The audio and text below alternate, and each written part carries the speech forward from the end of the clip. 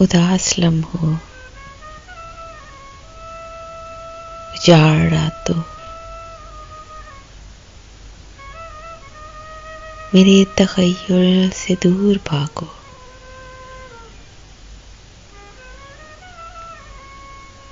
ये लोग जो मेरे रहबर हैं, ये मेरी सोचों से बेखबर हैं। ये मुझसे कहते हैं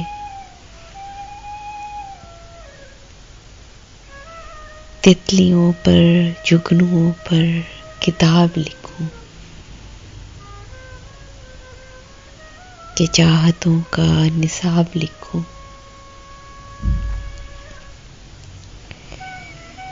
इन्हें मैं कैसे बताऊं कि अब बहार मौसम गुजर चुका है, उदास बेकल खज़ां का मौसम हमारे दिल में उतर चुका है। हमारे कहकहों का, खुशबुओं का वो दौर कब का गुजर चुका है। अब तो जीना वबाल अपना,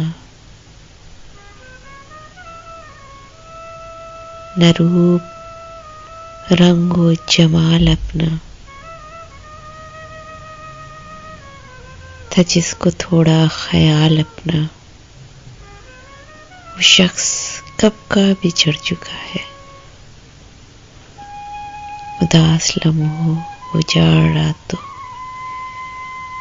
मेरे तख़य्युल से दूर भागो। वो शख्स कब का बिछड़ चुका है।